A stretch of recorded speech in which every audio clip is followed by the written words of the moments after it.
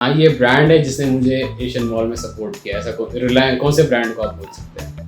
Corporate का जो रहता है सपोर्ट कुछ नहीं होता उसमें, आप ये जहन से निकाल दीजिए। They look forward for their benefit. हाँ, आपके साथ ऐसा कोई फेलियर है, छोटा फेलियर हो या फिर बड़ा फेलियर, जिसको सीखते हुए आप आगे बढ़े हैं? कौन सा फेलियर था? वो तो ऐसे हम स्टेज पे हुआ करते थे कि हमारा थोड़ा सा भी फिसलना और तो हमको नीचे गड्ढे में ही गिरवा देता था।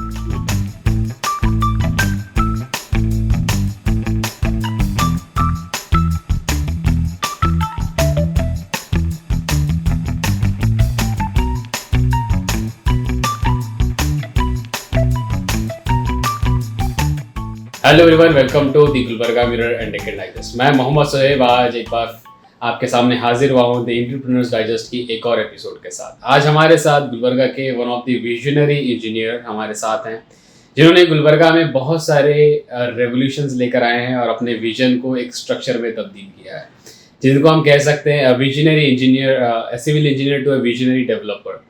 मैं मुखातिब हूँ आज हमारे special guest engineer Mohammed Rafiuddin साहब है। रफ़ीउद्दीन सर, हमारे इस एपिसोड में, इस सीरीज़ में आपका बहुत बहुत इस्तकबाल है और वेलकम है। शुक्रिया, थैंक यू। रफ़ीउद्दीन साहब, सबसे पहले आप कहाँ से बिलोंग करते हैं? आप बेसिकली हैं किधर से? आपकी पैदाइश किधर से, स्कूलिंग किधर से हुई है आपकी? देखिए, मेरा आबाई वतन शाहपुर है जी। और मेरे वालिद एजुकेशन डिपार्टमेंट में काम करते थे और उनका यहाँ पर गुलबर्गा में पोस्टिंग हुआ जब मैं 4th स्टैंडर्ड में था। जी। तो मेरी बेसिक एजुकेशन ख्वाजा स्कूल में हुई है। 10th तक मैंने ख्वाजा स्कूल में कंप्लीट किया है और अल्हम्दुलिल्लाह उस वक्त मैं उस स्कूल का टॉपर था वहाँ पर। अच्छा, स्कूलिंग के बाद आप कौन से कॉलेज में पीयूसी किए या फिर आप डिप्लोमा किए? क्या उसके बाद का एजुकेशन था? उसके बाद मैंने पीयूसी गवर्नमेंट कॉलेज से किया, जो कि पहले जो अभी मिनी विधानसौधा है वहाँ पर हुआ करता था कॉलेज उस ज़माने में। वहाँ से मैंने पीयूसी साइंस में की, उसमें भी अल्हम्दुलिल्लाह अच्छे नंबर आए। उसके बाद मुझे बागलकोट में सिविल इंजीनियरिंग में दाखिला मिला। अच्छा। वहाँ से मैंने सिविल इंजीनियरिंग की डिग्री कंप्लीट की कर्नाटका यूनिवर्सिटी से। कौन से साल की बात है जब आपका इंजीनियरिंग मुकम्मल हुआ था? मैंने 1984 में इंजीनियरिंग कंप्लीट की अपनी। 1984 जी। अच्छा, जब इंजीनियरिंग, क्योंकि आपको पता है गुलबर्गा एक इंजीनियर्स का हब कहा जाता है और यहाँ पे इंजीनियरिंग कॉलेजेस भी बहुत हैं, तो अगर देखा जाए एज ए इंजीनियर बैकग्राउंड आप बहुत सारे इंजीनियर्स को मुखातिब हो रहे हैं। जैसे आप इंजीनियरिंग कंप्लीट किया, सबसे पहला स्टेप आपका क्या था? क्या आप जॉब की तरफ तलाश थी या फिर क्या स्ट्रगल थे आपके? जिस ज़माने में मैंने इंजीनियरिंग कंप्लीट किया उस वक्त में ये हमारे पूरे रीजन में सिर्फ 3 इंजीनियरिंग कॉलेज हुआ करते थे। जी। एक बागलकोट में, एक गुलबर्गा में और एक हुबली में। जी। और वो पीरियड पर्टिकुलरली सिविल इंजीनियर के लिए एक बहुत ही गोल्डन पीरियड था, 1984 का।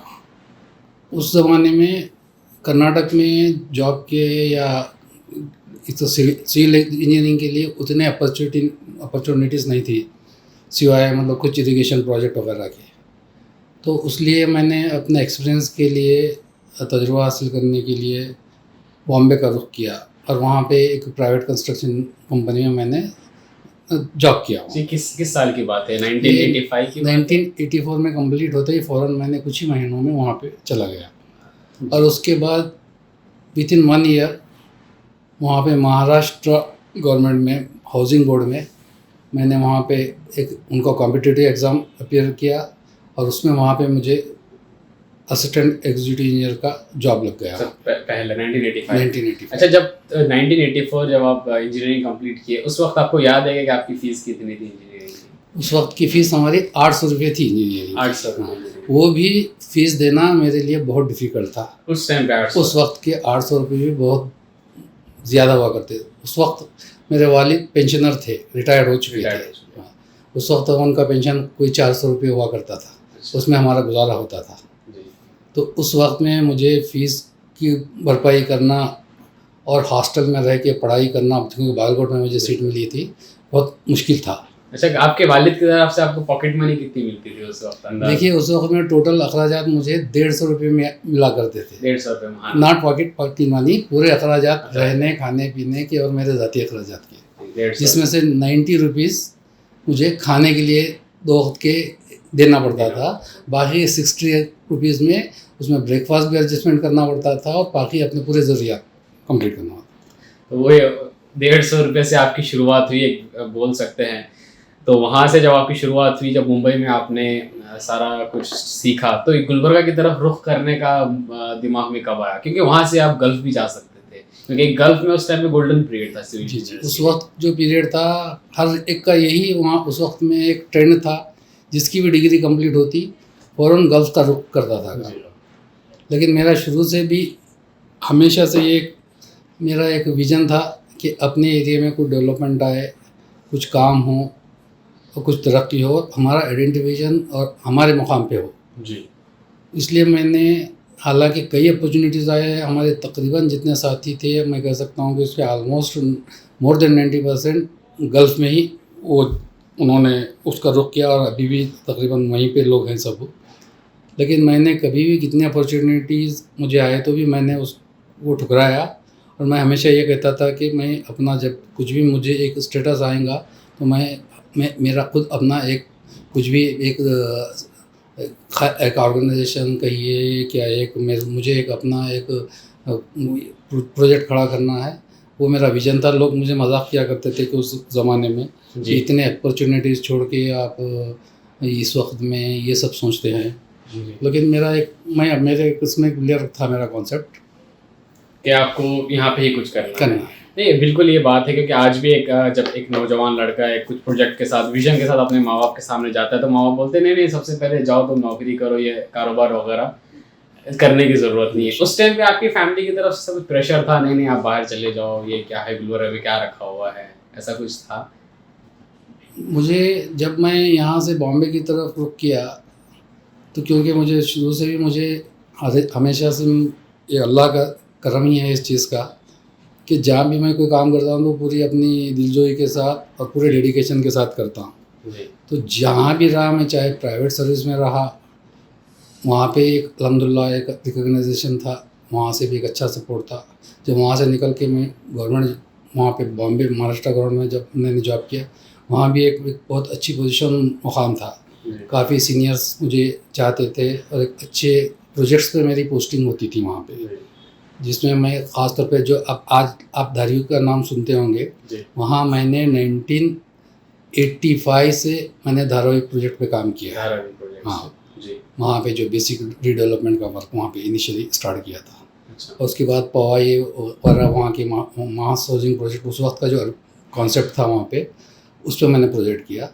तो वहाँ से मुझे कभी भी ये मेरे जो ज़रूरियात थे वो पूरे हो जाया करते थे मेरे अपने लाइफ के लिए। तो इसलिए कभी भी, और ये एक था कॉन्सेप्ट और सब लोग जानते थे कि भाई ये कुछ करेंगे आगे, तो इसलिए मुझे कभी भी मेरी फैमिली की तरफ से प्रेशर नहीं रहा कि बाहर जाएं। जी, क्योंकि गुलबर्गा में शायद ही ऐसे लोग होंगे जो रफ़ीउद्दीन साहब को नाम से नहीं जानते, लेकिन एक नाम है, एक वर्ड है गुलबर्गा के अलावा हैदराबाद कर्नाटक रीजन में सारे लोग जानते हैं, वो है एशियन बिल्डर्स, एशियन मॉल हो गया, एशियन डेवलपर्स हो गया, एशियन फन वर्ल्ड हो गया।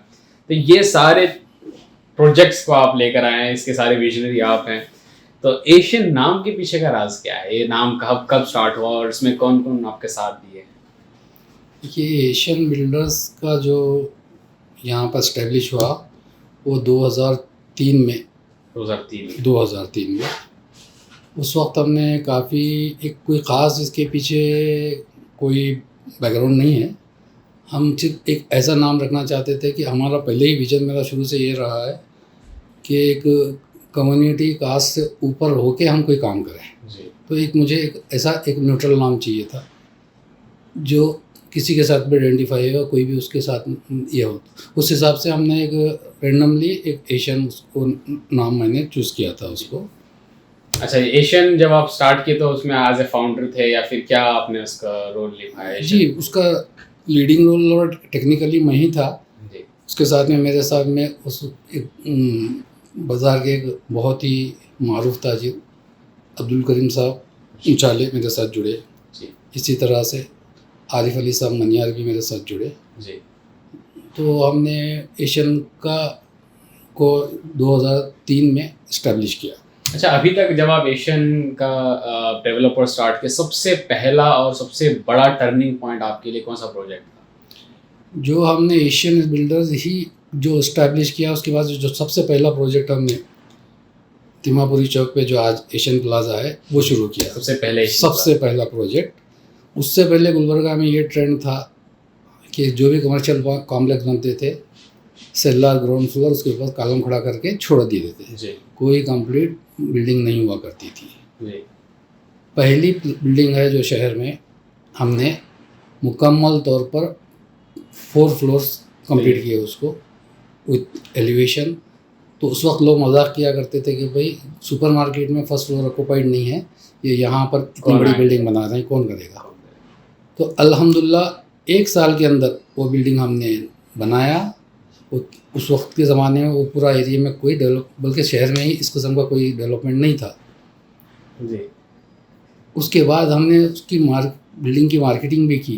पहली बार गुलबर्गे में उस वक्त मल्टीनेशनल जो कंपनीज आए, HDFC, ICIC वगैरह, ये सब उस बिल्डिंग में आए हैं फर्स्ट, जो ओपन एयरटेल वगैरह सब। अच्छा। पहले जो स्टैब्लिश हैं गुलबर्गे में जो फर्स्ट टाइम आए हैं वो उस बिल्डिंग में आए हैं। अच्छा, और पूरी बिल्डिंग अल्हम्दुलिल्लाह within a very short period occupy हो गई up to the top floor. अच्छा, नहीं आपके थोड़ा सा ये पहला प्रोजेक्ट है, जब ये पहला प्रोजेक्ट की फंडिंग्स की बात की थी, क्योंकि आप एक जॉब ओरिएंटेड पर्सन थे, जैसा आप बता रहे हैं अपना फैमिली बैकग्राउंड में बहुत मीडियम फाइनेंशियल फैमिली से थे, बहुत ही मतलब एक हमारे आवाम के लिए ये भी आप एक्सप्लेन कीजिए किस तरीके से वहाँ से थोड़ा ग्रो अप करते करते करते कौन सा ऐसा किक पॉइंट था जहाँ पे आपको फाइनेंशियली फ्रीडम मिला और इतने सारे प्रोजेक्ट्स आप खड़े किए? देखिए, शुरू से भी हमारा ये कॉन्सेप्ट रहा कि कुछ काम करने का हमारा एक डिज़ायर था। इन्वेस्टमेंट की जहाँ तक बात है, इन्वेस्टमेंट तो हमारे पास कुछ भी नहीं था जी। हमने जब काम किया तो हमने एक, अब जब अगर मैं ये कहूँ कि भाई एक ऐसा मॉड्यूल लाए इन्वेस्टमेंट का कि भाई जो भी हमारे पर्टिकुलरली हमारी कम्युनिटी में ख़ास तौर पे ये है कि लोग इंटरेस्ट लेना नहीं चाहते जी। तो ऐसे लोगों से हम इन्वेस्टमेंट हासिल किया करते थे, प्रोजेक्ट में इन्वेस्ट करते थे, पूरी ईमानदारी के साथ काम करके उसको उनको प्रॉफिट वापस किया कर जाते थे। आधा प्रॉफिट उनको दिया करते थे और आधा हम लिया करते थे। तो ये बहुत ही सक्सेसफुल मॉडल रहा और कई लोग हमारे पास इन्वेस्टमेंट करने के लिए तैयार होते थे। लेकिन हम क्योंकि इन्वेस्टमेंट तैयार हैं, इसलिए हम कभी पेमेंट लोगों से इन्वेस्टमेंट नहीं लिया करते थे। जहाँ फिजिबिलिटी आती हमको फाइनेंशियली और हमको कॉन्फिडेंस होता कि भाई यहाँ पे हम इसको अच्छा रिटर्न दे सकते हैं, लोगों को एतमाद पे हम पूरे उतर सकते हैं, वो उसी हिसाब से हम प्रोजेक्ट सेलेक्टिवली करके काम किया करते हैं। अच्छा सर, ये एशियन प्लाजा के बाद का सबसे बड़ा प्रोजेक्ट उसके बाद आप गुलबर्गा में कौन सा लेके आए थे? उसके बाद ही उसके बिल्कुल करीब में एक GDA ऑफिस के सामने एक प्रोजेक्ट एशियन रेसिडेंसी बोल के हमने शुरू किया था। वो भी उस वक्त के एतबार से एक बहुत बड़ा रेसिडेंशियल प्रोजेक्ट था, जहाँ हमने जो ये फ्लैट सिस्टम जो है गुलबर्गा में पहली बार इंट्रोड्यूस किया और अल्हम्दुलिल्लाह वो भी काफ़ी कामयाब रहा। उसके साथ हमने एक प्रोजेक्ट आनंद होटल SB रोड के पास में वहाँ किया, एशियन आर्किड करके। हाँ, वो it is a mix of commercial as well as residential. तो ये सब अल्हम्दुलिल्लाह प्रोजेक्ट काफ़ी क्लिक हुए।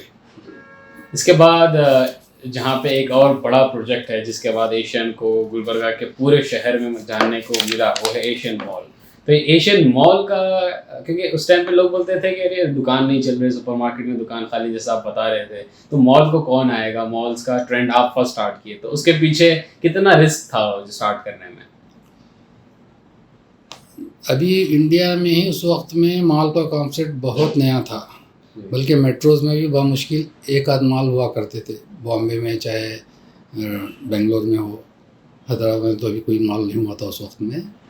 तो उस वक्त में ख़ास तौर पे मैंने जो एक ये जो सेलेक्ट किया एशियन मॉल जो कंस्ट्रक्ट किया है वो जगह पे, ये जगह काफ़ी डिजर्टेड हुआ करती थी, कोई यहाँ से गुजरना भी नहीं चाहता था उस वक्त में पूरा।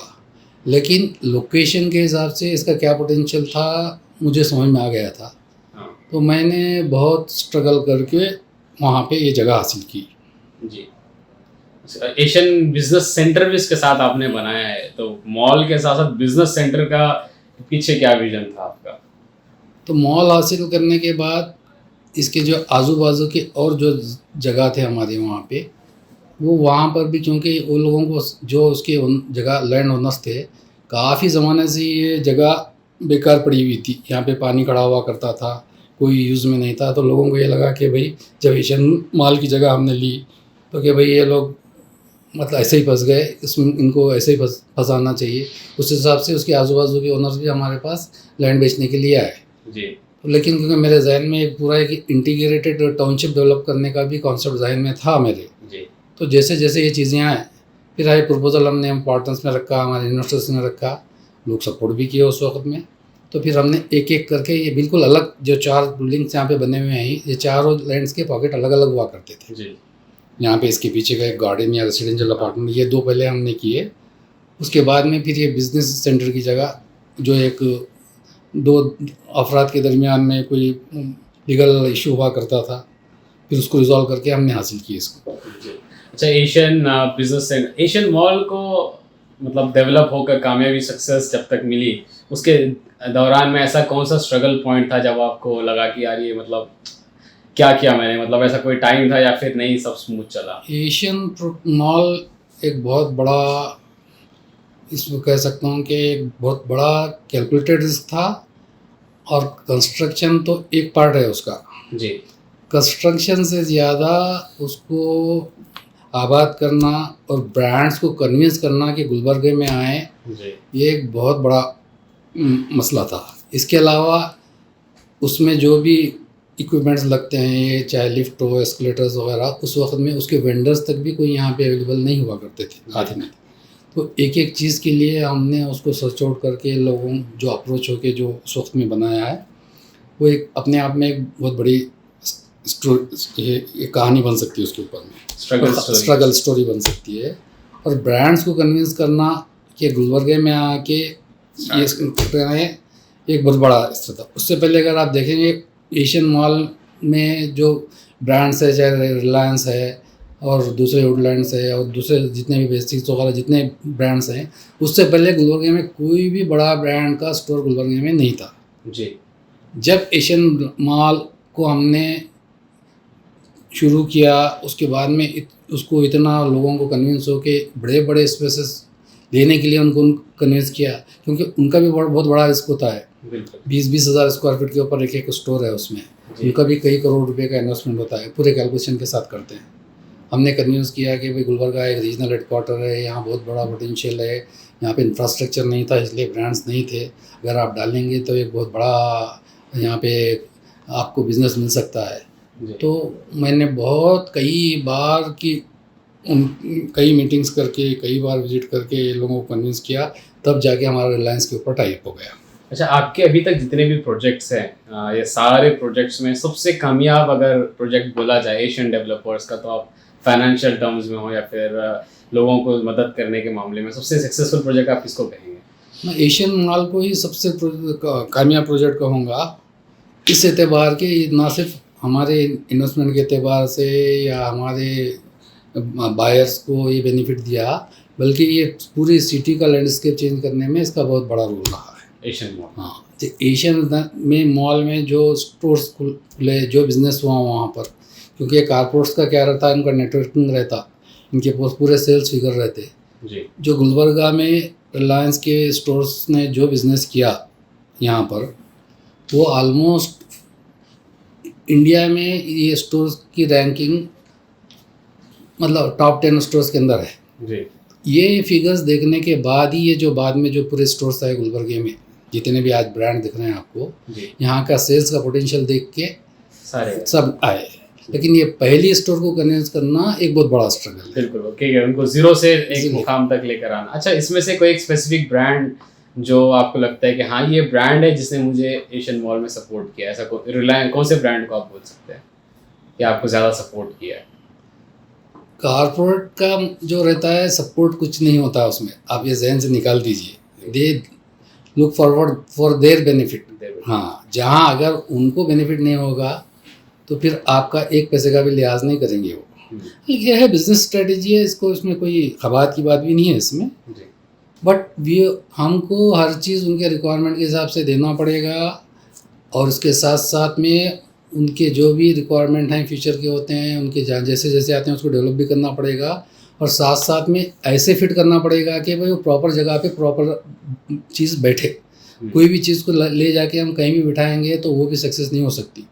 उसकी जो जोनिंग प्लानिंग, जो फ्लोर प्लानिंग होती है, सब करना पड़ता है। वहाँ पे हमने पहले ही यूज़र फिक्स कर दिया था।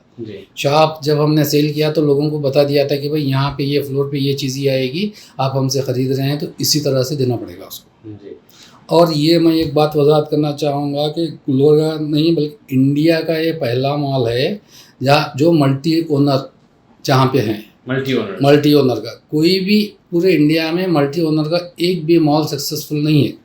क्योंकि रिलायंस के एक ब्रांड में ही तकरीबन 17 से 18 ओनर्स हैं, उसमें अलग अलग किसी की 1000 की होल्डिंग है, किसी की 500 की होल्डिंग है।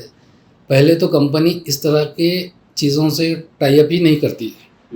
पहले हमने कंपनी के साथ तो हमने डायरेक्ट एग्रीमेंट किया, फिर बहुत ही मशक्क़त के साथ स्ट्रगल के साथ हमारे टेंडर्स को कन्विंस किया कि भाई इसके साथ देना है इनको।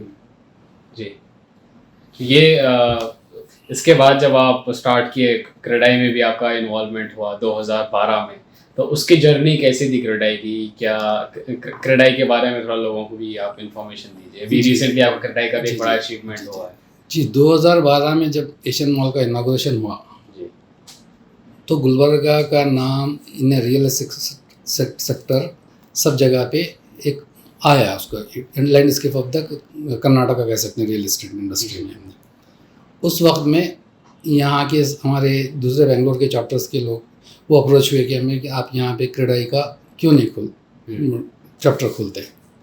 तो क्रेडाई उस वक्त में एक ऐसी ऑर्गेनाइजेशन अभी भी है और जब भी थी जिसमें बहुत बड़े डेवलपर्स इन्वॉल्व हुआ करते थे। इसके जैसे प्रेस्टेज है, मंत्री है और ब्रिगेड है, इस किस्म के। तो हमारे तस्वुर में भी नहीं था कि भाई हम वो लीग में बैठ के हम ये कर सकेंगे। बट उस वक्त में यहाँ का गुलबर्गा का उन्होंने जब भी डेवलपमेंट देखा तो उन्होंने यहाँ पे गुलबर्गा में चैप्टर खोलने के लिए उन्होंने हमें प्रपोज़ल दिया। हम बहुत खुशी के साथ उसको कबूल किए, और यहाँ के सब जब हमारे डेवलपर्स के गुलबर्गा के जितने भी थे उस वक्त के उनके साथ मीटिंग की तो सब उन्होंने मेरा ही नाम प्रपोज किया कि भाई आप इस फील्ड में सबसे ज़्यादा अचीवमेंट है, और साथ में कुछ क्योंकि इतनी बड़ी ऑर्गेनाइजेशन जब जा रहे हैं तो कोई ऐसा पर्सनालिटी होनी चाहिए कि जिन्होंने कुछ काम किया है। तो उन्होंने मुझे ही उस वक्त में प्रपोज़ किया एज ए फाउंडिंग प्रेसिडेंट। तो अल्हम्दुलिल्लाह 2012 फरवरी में इसका गुलबर्गा क्रेडाई चैप्टर का इनॉग्रेशन यहाँ पर इंस्टॉलेशन होता, जिसका उस वक्त के चेयरमैन जो क्रेडाई के थे सुशील मंत्री जी, जो कि उस वक्त में भी उसी पीरियड में वहाँ पे मंत्री फोरम जो उस वक्त का इंडिया का सबसे बड़ा मॉल था उस वक्त जब इनॉग्रेशन हुआ था, तो उन्होंने आके यहाँ पे हमारे चैप्टर को इंस्टॉल किया था। अच्छा, तो जब आप गुलबर्गा चैप्टर के फाउंडर बने क्रेडाई के, तो अभी रिसेंटली आपका गुलबर्गा चैप्टर से लेके स्टेट में भी आपके इन्वॉल्वमेंट से रिसेंटली आपको जो अचीवमेंट हुआ है वो क्या अचीवमेंट है क्रेडाई में? 2012 में हमारा क्रेडाई का गुलबर्गा का चैप्टर ओपन हुआ था। उसके बाद अल्हम्दुलिल्लाह हम और ख़ासतौर पे हमारी पूरी टीम गुलबर्गा की इस क्रेडाई के साथ में के पूरे जो भी इसके एथिक्स हैं, इसके जो भी चीज़ें हैं, उसके साथ में क्रेडाई कर्नाटक के साथ में बहुत अच्छी तरह से इसको इन्वॉल्व होकर यहाँ पे काम कर रहे थे। तो उससे भी अल्हम्दुलिल्लाह काफ़ी हमारी वहाँ पे क्रेडाई कर्नाटका में एक आइडेंटिटी कायम हो गई, और 2015 में उन्होंने मुझे वाइस प्रेसिडेंट क्रेडाई कर्नाटक के लिए इंतखाब किया था। हाँ, 2015 से 17 तक मैं वाइस प्रेसिडेंट क्रेडाई कर्नाटक का भी रहा हूँ जी। और उसके बाद भी रिसेंटली जो आपको तो 2012 में भी जो 12 के बाद आपको 13 में भी एक अवार्ड मिला था, और मुख्तलिफ क्रेडाई की तरफ से अवार्ड्स मिले हैं। तो ये क्रेडाई से जर्नी के दौरान में फिर नेक्स्ट एशियन मॉल के बाद कौन सा आपने एशियन बिल्डर्स ने प्रोजेक्ट डिलीवर किया गुलबर्गा को? मॉल हो गया, बिजनेस सेंटर्स के बाद ये सारे ये एरिया के बाद फिर नेक्स्ट आपका कौन सा प्रोजेक्ट था? उसके बाद हमने एक प्रकाश एशियन मॉल शुरू किया है, जो कि एक अपने आप में एक आइकॉनिक बिल्डिंग है। शायद आप देखेंगे ऐसी बिल्डिंग पूरे शहर में भी जिस हिसाब से वो बिल्डिंग जो स्पेशियस बिल्डिंग है, पार्किंग और सराउंडिंग, उसको पूरे, और जो फोर्ट के करीब रहने से उसको एक हमने डिज़ाइन किया, हेरिटेज स्ट्रक्चर के एतबार से उसको डिज़ाइन किया। और उसके अल्हम्दुलिल्लाह उसको बिल्डिंग तो बहुत शानदार रही है, लेकिन ऑक्यूपेंसी के एतबार से उतना सक्सेसफुल नहीं हो सकी वो बिल्डिंग। दो के एक अच्छा वहाँ पे हमारा एक हर्षा जो एक है वो हमने ब्रांड वहाँ पे लाया उसके हिसाब से, लेकिन वो भी एक हमारे इसमें एक बहुत अच्छा आइकॉनिक प्रोजेक्ट है। उसके बाद हमने साथ में अभी जो एशियन फनोड का जो कॉन्सेप्ट लाया है, वो अपने आप में एक नया कॉन्सेप्ट है पूरे हमारे जोनिंग के लिए। अभी एशियन फन वर्ल्ड भी एक गुलबर्गा का आइकॉनिक प्रोजेक्ट है, जो आम अवाम के लिए, लाइफस्टाइल के लिए एक बहुत यूनिक प्रोजेक्ट देखने को मिला है। इसके पीछे कहाँ से विजन आया? जैसे क्योंकि कंस्ट्रक्शन फील्ड, शॉपिंग मॉल्स, अभी तक आप इसमें थे, इसके बाद लाइफस्टाइल लोगों की इम्प्रूव करने के लिए, एक बच्चों को हो, पेरेंट्स को पिकनिक स्पॉट हो, गार्डन हो, इसके तरफ विजन आपका कहाँ से गया? मतलब किससे इंस्पायर हुए आप उसकी तरफ? हमेशा से ही मेरी मतलब आउट ऑफ बॉक्स थिंकिंग रही है। जो भी प्रोजेक्ट करें, मतलब आपकी आइडेंटिटी और सक्सेस उसी बात मिलेगी जब आप लोगों से हट के कोई प्रोजेक्ट करें। बिल्कुल।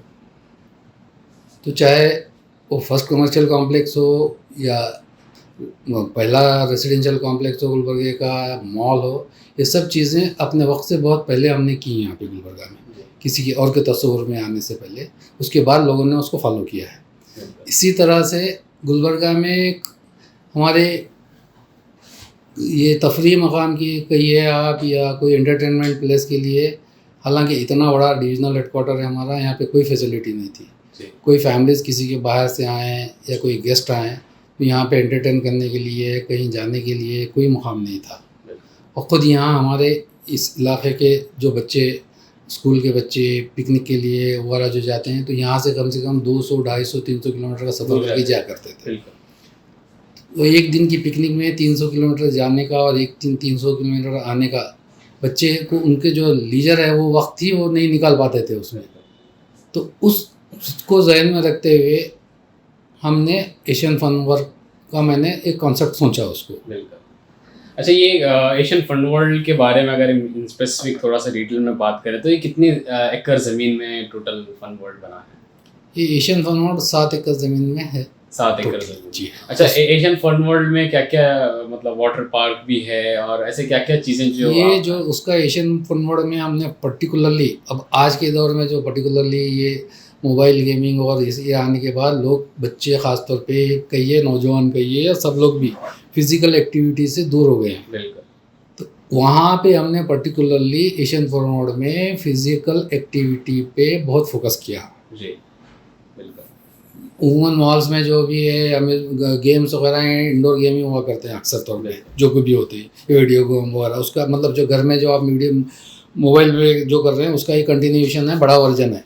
यहाँ पे हमने पर्टिकुलरली फिजिकल एक्टिविटी पे ध्यान दिया, इसलिए ये पहला आप कहेंगे कि भाई ये आपको भी फन वर्ल्ड में भी ये कॉम्बिनेशन हमने रखा है। इसमें हमारे पास एडवेंचर एक्टिविटीज़ हैं, इसमें हमारे अम्यूज़मेंट एक्टिविटीज़ हैं, इंडोर एक्टिविटीज़ हैं, और साथ साथ में ये वाटर पार्क भी है इसमें। तो इतने एक्टिविटीज़ शायद आपको बड़े बॉक्स में भी नहीं मिलेंगे, हालांकि कम एरिया के ऊपर है, लेकिन इतनी एक्टिविटी अगर दूसरी जगह आप देखेंगे तो 15-20 एकड़ में भी इतने एक्टिविटीज़ नहीं है जितने हमने एक शॉर्ट इसमें किए हैं। अच्छा, ये फन वर्ल्ड स्टार्ट होने के बाद आपको स्टार्ट का रिस्पांस कैसा था? मतलब फन वर्ल्ड के उधर लोग आएंगे, नहीं आएंगे, टिकट्स लेंगे, नहीं लेंगे, क्योंकि लोगों को फ्री एंट्री के टिकट्स की आदत थी, फिर इससे आपका क्या था सेटअप माइंड में? नहीं, हमने ये साइकोलॉजी को ही ध्यान रखते हुए शुरू से ही उसको एंट्री फ्री रखी है उसकी। वहाँ पे लोग आएँ तो खुद ब खुद अट्रैक्ट हों और फिर एक्टिविटी में इन्वॉल्व हों। अल्हम्दुलिल्लाह ये बहुत ही सक्सेसफुल कॉन्सेप्ट रहा है। मैं कह सकता हूँ कि मेरी उम्मीद से ज़्यादा इसका रिस्पांस मिला है। जी हाँ, फन वर्ल्ड का। अच्छा, अभी जिस तरीके से गर्मियाँ चल रही हैं, वाटर पार्क्स के लिए लोग हैदराबाद मोस्टली जाते थे, बैंगलोर जाते थे, तो आप उन पार्क से जो वहाँ के दूसरे वाटर पार्क्स हैं उनको कंपेयर करते हुए ये फन वर्ल्ड का वाटर पार्क को किस तरीके से बोलेंगे? मतलब ये कितना बेहतर है या फिर क्या है? पहले हमने वाटर पार्क एक महदूद पैमाने पे शुरू किया था लास्ट ईयर, जो हमने इनागुरेशन किया। फिर यहाँ के रिक्वायरमेंट को देखते हुए, रेस्पॉन्स को देखते हुए हमने उसको एक्सपांशन किया है। अब this is among the one of the best water park हम पूरे इसमें कह सकते हैं, अभी साउथ इंडिया में कह सकते हैं। इस एतबार से नॉट ओनली रीजन, आपको 300 किलोमीटर के रेडियस में तो कहीं नहीं मिलेगा जो एक्टिविटीज़ हैं। ख़ासतौर पे जो नए एडिशनल एक्टिविटीज़ हो गए हैं इसमें, जो हमारा फनल राइड्स है और स्लिप एंड फ्लाई है और वेट बबल है। वेट बबल तो अलहमदुलिल्लाह इंडिया में ये सेकंड ही है। ये भी हमारा जो फनल राइड है यहाँ पे हमारे साउथ इंडिया में दूसरा है ये हमारे पास में। और व्यू पूल हमने जो इसका एक थीमिंग कॉन्सेप्ट के साथ किया है, उसमें फाउंटेन्स और वो सब चीज़ों के साथ में, वो भी शायद ही ये रीजन में आपको कहीं भी ये कॉन्सेप्ट का नहीं है। तो हर चीज़ को हमने अपने एक हायर लेवल पे किया हुआ है इसको। जी। अच्छा, ये फन वर्ल्ड की जब आप बात कर रहे हैं तो अप्रॉक्सीमेट फन वर्ल्ड में आपने कितने लोगों को एम्प्लॉयमेंट प्रोवाइड की, कितने लोग आपके अंडर में काम कर रहे हैं फन वर्ल्ड के? देखिए, फन रोड में ये अम्यूज़मेंट पार्क और इस और वाटर पार्क, एडवेंचर पार्क, ये एक्टिविटी में करीबन 250 लोग वहाँ पे हमारा एम्प्लॉयड हैं उसमें। 250 लोग? जी हाँ। अच्छा, ओवरऑल एशियन बिल्डर्स के अंदर में जितने भी प्रोजेक्ट्स हैं, आपके सेल्फ एम्प्लॉयड लोग कितने हैं और आपके अंडर में काम कितने कर, अप्रॉक्सीमेट नंबर्स? हमारा जो कॉन्सेप्ट है बेसिकली, क्योंकि हम एज ए डेवलपर हैं, उसको बिल्डिंग्स बनाते हैं, उसको सेव करते हैं, डिलीवर करते हैं, उसके बाद आप कुछ हम भी उसमें कुछ बिजनेस करते हैं और ज़्यादा पोर्शन में लोगों को ये करते हैं। तो मैं अप्रॉक्सीमेटली ये कह सकता हूँ कि तकरीबन हमने अभी तक करीबन 1500 से ज़्यादा शॉप्स हमने बनवाए हैं यहाँ पे। और दूसरा, हमने जो भी प्रोजेक्ट्स वगैरह किए हैं, मैं इसमें कह सकता हूँ कि अप्रॉक्सीमेटली मोर देन 5000 लोग तो एम्प्लॉयड हैं हमारे प्रोजेक्ट में डायरेक्टली। हाँ, इनडायरेक्टली तो बहुत ज़्यादा हो सकता है। अच्छा, अभी ये सारे प्रोजेक्ट्स के बाद इन फ्यूचर के प्रोजेक्ट्स कुछ आपके जहन में है एशियन बिल्डर्स के, आगे क्या लेकर आ रहे हैं आप लोग? कुछ माइंड में है या फिर इन प्रोसेस है? देखिए, ये एक कंटिन्यूस जर्नी है। जैसे जैसे कोई अपॉर्चुनिटीज़ आते हैं या कोई भी यहाँ पे मौके मिलते हैं, तो उसको हम कोई ऐसी चीज़ें लाने की कोशिश करेंगे शहर में जो नहीं है यहाँ पर। अच्छा, इसके साथ साथ और एक बार हम, क्योंकि रिसेंटली 2-4 दिन पहले हमें खबर मिली कि अभी क्रेडाई के आप स्टेट प्रेसिडेंट भी सेलेक्ट हुए हैं, जहाँ पे DK शिव कुमार जी भी थे जब आप स्टेज पे, हमें कुछ फ़ोटोज़ भी इंफॉर्मेशन मिली है, उसके बारे में बताएं। और उस अचीवमेंट के लिए हमारे चैनल की तरफ से हम आपको भी मुबारकबाद देते हैं। क्योंकि मैं क्रेडाई से तकरीबन पिछले 12-13 साल से के साथ में अटैचमेंट रहा है और हमारा गुलबर्गा चैप्टर क्रेडाई में एक बहुत ही एक्टिव चैप्टर है जी। तो इसका हर 2 साल में इसकी एक नई बॉडी बनती है, जिसमें एक चेयरमैन होता है, प्रेसिडेंट होता है, प्रेसिडेंट इलेक्ट होता है और सेक्रेटरी होते हैं, एक पूरी बॉडी होती है। और पूरे, तो इसमें उमूमी तौर पे अक्सर बेंगलुरु रीजन के लोग ही इसके ऑफिस बेरर हुआ करते हैं, क्योंकि बेंगलुरु रीजन एक ऐसा है कि पूरे इंडिया में एक लीडिंग रियल एस्टेट का काम वहाँ पर होता है। अगर आप दिल्ली NCR रीजन और बॉम्बे मेट्रोपॉलिटन रीजन के बाद में अगर कोई सेक्टर कोई देखेंगे तो वो बेंगलुरु रीजन ही है। तो उस एतबार से कर्नाटक में रियल एस्टेट का एक अलग मकाम है। तो उसमें एक स्टेट चेयरमैन बनना कोई मामूली बात नहीं है।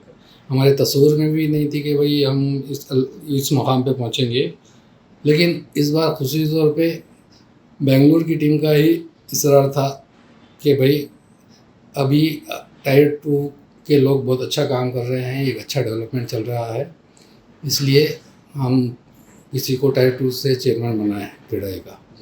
तो उन्होंने ये प्रपोज़ल रखा और एक कॉन्सेंसस के साथ में वहाँ पे जो हमारे सीनियर्स हैं क्रेडाई के और पूरे ऑफिस बेरर्स हैं, तमाम इसके हमारे गुलबर्ग पूरे कर्नाटक में इसके 11 चैप्टर्स हैं डिफरेंट स्टेट में, बेलगाम, हुबली, मैंगलोर, मैसूर और इसी तरह से दूसरे प्लेसेस पे 11 चैप्टर्स हैं उसमें। ये सब लोगों ने मुत्तफ़ा तौर पे चेयरमैन के तौर पे मुझे इंतखाब किया। अच्छा, ये जब आप स्टार्ट किए हैं, आपको क्या लगता है गुलबर्गा भी टायर 2 सिटी है, टायर 3 सिटी है, या फिर गुलबर्गा का रियल एस्टेट की मार्केट गुलबर्गा की और कितनी एक्सपैंड हो सकती है? यहाँ के प्रॉपर्टीज़ के आपका क्या विजन है, यहाँ की प्रॉपर्टीज़ के प्राइसेस को लेकर, डेवलपमेंट को लेकर? गुलबर्गा में डेवलपमेंट का बहुत बड़ा पोटेंशियल है, एक रीजनल हेडक्वार्टर्स है यहाँ पे, लेकिन क्योंकि हमारे डेवलपमेंट प्लान और सीडीपी वगैरह में डेवलपमेंट के लिए उतनी आसानियाँ नहीं थी, उसके लिए ये इतना डेवलप नहीं हो सका गुलबर्गा अभी तक का। इस बारे में खास किजड़ाई के थ्रू हमने डिस्ट्रिक्ट एडमिनिस्ट्रेशन को और खुशी तौर पर अभी जो हमारे डिस्ट्रिक्ट इंचार्ज प्रेसिडेंट हैं प्रियंक खड़गे जी, उनको रिप्रेजेंटेशन दिया है। उन्होंने अभी 2 हफ्ते पहले ही यहाँ पे डिस्ट्रिक्ट एडमिनिस्ट्रेशन, म्यूनसिपल एडमिनिस्ट्रेशन और दूसरे ऑफिशियल्स के साथ में हम और किडाई के हमारे ऑफिसर के साथ में एक मीटिंग कंडक्ट की थी और उन्होंने हमारे क्या क्या डिफ़िकल्टीज हैं और डेवलपमेंट के लिए क्या क्या हमें यहाँ पे चाहिए और हमारे को इसकी यहाँ के जो गुलबर्गा का जो डेवलपमेंट प्लान आने वाला है जीडीए की तरफ से जो रिलीज़ होना है उसमें क्या क्या चेंजेस चाहिए, उन्होंने प्रपोजल मांगा था और काफ़ी हेल्दी डिस्कशन हमारा हुआ है और वो तमाम चीज़ें वो इम्प्लीमेंट करने जा रहे हैं। तो हमें उम्मीद है कि अगर एक बार हमारा ये जो रिवाइज डेवलपमेंट प्लान आएगा और उसके बाद में जो हम जो डेवलपमेंट के इसमें जो रूल्स मॉडिफिकेशन बिल्डिंग हाइट के जो रिस्ट्रिक्शंस थे हमारे, ये सब चीज़ें करके हमने उसमें तब्दीलियाँ लाई हैं, उसको रिप्रेजेंटेशन करके एक बार वो बहुत जल्द वो प्लान अप्रूवल होने जा रहा है। उसके बाद में एक इस गुलबर्गा का डेवलपमेंट का रुख एक अलहदा ही होगा इंशाल्लाह। अच्छा, ये सारे चीज़ें आपको क्या लगता है आने वाले 5 साल में होंगे, 10 साल में होंगे? क्योंकि बिल्डिंग हाइट्स की बात आपने की, गुलबर्गा के लोग सोचते हैं यार गुलबर्गा में भी ऊंची ऊंची इमारतें कब होगी, मतलब वो स्टेज पे पहुंचने के लिए और कितने साल लग सकते हैं? उसके लिए क्या रिक्वायरमेंट्स हैं? मतलब लैंड एरिया चाहिए या फिर उतनी पॉपुलेशन चाहिए? नहीं, अल्हम्दुलिल्लाह अब जो लैंड्स का यहाँ पे ख़ासतौर पे सिटी एरिया में जो रेट है, तो अगर अब कोई जो सिटी के एरिया में कोई रहना चाहता है तो vertical development is the only option now. तो उसके एतबार से हमें यहाँ पे मल्टी स्टोरी बिल्डिंग को जाना बहुत ज़रूरी है। उससे क्या होगा, आपको लैंड कास्ट पे भी फ़र्क पड़ेगा, लोगों को ट्रैवल टाइम भी बचेगा। लेकिन इससे पहले क्या था, लोगों में फ्लैट सिस्टम में ही अपने अपार्टमेंट सिस्टम में जाने के लिए ही लोग तैयार नहीं थे, लेकिन वो ट्रेंड अब तकरीबन तब्दील हो गया है। खुसूसी तौर पे ये साउथ हमारा जो साइड है गुलबर्गा का, उसमें तो काफ़ी रेसिडेंशियल अपार्टमेंट आ रहे हैं और लोग एक बार उसमें रहने के बाद में फिर उसकी जो फैसिलिटीज़ और वगैरह उसकी सहूलत जो है, सेफ्टी सिक्योरिटी है, वो देख के लोग फिर वो प्रीफर कर रहे हैं कि भाई हम अपार्टमेंट में ही रहें रादर देन इंडिविजुअल हाउसेस। तो वो ट्रेंड के हिसाब से अब मल्टीपल स्टोरेज बिल्डिंग में भी जाना यहाँ पे लोगों को कबूल करेंगे इंशाल्लाह। और वो हम उसके लिए आगे इंशाल्लाह एक अच्छा एक मल्टी स्टोरेज रेसिडेंशियल कॉम्प्लेक्स बनाने का भी प्रपोजल है हमारा। जी। अच्छा, हमारे यूथ्स के लिए जो नौजवान हैं, जो इंजीनियर्स हैं, सिविल इंजीनियर्स हैं, अभी बहुत सारे लोग बोलते हैं अभी सिविल इंजीनियर्स इतने ज़्यादा हो गए, उनका कुछ डिमांड है नहीं, तो ऐसे नए सिविल इंजीनियर्स के लिए आप क्या पैगाम देना चाहेंगे कि क्या इंस्पायर करेंगे आप लोगों को? देखिए, सिविल इंजीनियरिंग एक ऐसी फील्ड है, अगर आदमी उसमें अपने डेडिकेशन के साथ में काम करे, एक विजन के साथ काम करे, तो बहुत सारी नई चीज़ें क्रिएट कर सकता है और इसका पोटेंशियल नेवर एंडिंग है। जैसा एक ग़िज़ा की ज़रूरत है इंसान को, वैसे ही एक मकान की ज़रूरत है। इस तरह से जैसे ही हमारी पॉपुलेशन बढ़ेगी, हाउसिंग रिक्वायरमेंट बढ़ेगा, हर चीज़ उसके साथ से इंफ्रास्ट्रक्चर से जुड़ी हुई चीज़ें, तो सिविल इंजीनियर्स का डिमांड कभी भी कम नहीं होने वाला है। ओनली थिंग इज़ हमको कुछ चीज़ लोगों को नहीं देना है, अच्छी देना है, लोगों के एक्सपेक्टेशन पे पूरा उतरना है। कोई भी चीज़ हम डेडिकेशन के साथ में, लगन के साथ में करेंगे, उसमें इंशाल्लाह अल्लाह कामयाबी देगा। लेकिन आप कोई चीज़ स्टार्ट करने से पहले ही कॉन्फिडेंट नहीं है क्या होगा, फिर वो शक व शुबात के साथ आप आगे बढ़ेंगे तो आपको कोई तरक्की नहीं मिलेगी। आप हाँ, हर चीज़ का ड्यू डिलिजेंस होना चाहिए, पूरे कैलकुलेशंस होने चाहिए, उसके बाद आगे बढ़ना चाहिए और पूरी इस्तिकामत के साथ आगे बढ़ना चाहिए। उसमें आपको कहीं भी अगर आप उसमें अपनी कमज़ोरी दिखाएंगे तो फिर आप कामयाब नहीं हो सकते। अगर एक हौसला है, हिम्मत है और आप सोच लिए हैं कि भाई इससे मुझे मंजिल को पहुंचाना है, लेकिन है तो अल्लाह ताला की मदद हमेशा मेहनत करने वालों के साथ है। जी। अच्छा गया, क्योंकि बहुत सारे नौजवान स्टार्ट करने से पहले फेलियर का एक डर होता है, फेल हो जाएंगे तो क्या होगा, कोई बिजनेस में हो, कोई चीज़ों में हो। ऐसा आपके साथ ऐसा कोई फेलियर है, छोटा फेलियर हो या फिर बड़ा फेलियर, जिसको सीखते हुए आप आगे बढ़े हैं? कौन सा फेलियर था ऐसा? देखिए, हम इसमें काम शुरू कर रहे हैं, वो तो ऐसे हम स्टेज पे हुआ करते थे कि हमारा थोड़ा सा भी फिसलना और तो हमको नीचे गड्ढे में ही गिरवा देता था, क्योंकि हमारे पास कोई बैकिंग नहीं पीछे, ना तो कोई पॉलिटिकल बैकिंग है, फाइनेंशियल बैकिंग नहीं है और कुछ नहीं है। हमको सिर्फ और सिर्फ हमारी मेहनत और हमारी लगन पे आगे बढ़ना है। तो वो डर तो लगा रहा हमेशा कि भाई अगर हम इस चीज़ में फेल हो जाएंगे तो फिर उससे संभलना उठना बहुत मुश्किल था। लेकिन हमने काम ही इस अंदाज से किया कि फेलियर का रेट बहुत कम हो उसमें। जी। अच्छा, इसके साथ साथ आप अपने एशियन में अभी एशियन फंड वर्ल्ड नया प्रोजेक्ट है, इसके अलावा आप किसको क्रेडिट देना चाहेंगे जिन्होंने बहुत ज़्यादा मेहनत की ऑन ग्राउंड जाके? ऐसा कोई आपके पार्टनर या फिर आपकी टीम में से कोई है? देखिए, हमारा काम पूरा टीम वर्क ही है ये। इसमें हमारे मरहूम पार्टनर अब्दुल करीम साहब मुछाले, उनकी मेरे पीछे बहुत बड़ी हिम्मत थी। मैं जब भी कोई प्रोजेक्ट या प्रपोज़ल रखता, तो हालांकि वो ट्रेडिशनल फैमिली से थे, लेकिन हमेशा वो पीछे खड़े रहते थे। एक बार हम कोई चीज़ डिसाइड कर लेते कि भाई ये चीज़ करना, आगे बढ़ के तो काम मैं करता था, लेकिन उनकी पूरी हिम्मत और साथ में थी मेरी। तो उनके अभी उनका कुछ ही दिन पहले अल्लाह उनकी मग़फ़िरत करे इंतकाल हुआ। मैं उनकी बहुत कमी महसूस करता हूँ, लेकिन उनका एक बहुत बड़ा मेरे साथ रहा है ये जो कुछ भी मैं खड़ा हूँ वहाँ पे इसमें। इसके साथ साथ मेरे और एक पार्टनर है आरिफ अली मनियार साहब, वो भी, उनकी भी बहुत बड़ी जद्दोजहद रही है इसके साथ में। ये जो कुछ भी एक टीम वर्क है हमारा, जो कुछ भी है। अच्छा, जैसा आप बता रहे हैं कि करीम मुछाले साहब की कमी आपको बड़ी महसूस होती है, तो वो भी एक हो सकता है कि आपके पार्टनरशिप का एक इमोशनल पोजीशन था जब उनके इंतकाल के बाद। तो वो ऐसी क्या चीज़ जो करीम मुछाले साहब की जो आपके साथ हमेशा लगी हुई है, कि ऐसा कोई पैगाम, ऐसा कोई मैसेज जो आप कभी भी भूल नहीं सकते करीम मुछाले साहब का जो आपके साथ है? करीम मुछाले साहब की भी सोच अपने, मतलब वो अहेड ऑफ द टाइम कह सकते हैं, वो थी उनकी। अगर कोई भी अच्छी चीज़, कोई अच्छी बड़ा प्रोजेक्ट या कोई भी नई चीज़ लाते, तो हालांकि उमूमन गुलबर्गा के लोगों में ये ट्रेंड है कि भाई वो कोई नई चीज़ जल्दी आसानी से एक्सेप्ट नहीं करते कोई चीज़ को, कि वो जो चल रहा है बस उसके पीछे दौड़ने की है। लेकिन उनके सामने कोई बहुत अच्छा प्रपोजल, हमें कोई आइडिया देते तो उसको इनक्रेज करते थे। ना सिर्फ इनक्रेज कर सकते थे, बल्कि एक बार पूरा अगर उनको कन्विंस हो जाते तो उसको पूरी तरह से एंड तक का सपोर्ट करते थे। ये उनकी सबसे बड़ी खुसूसियत थी।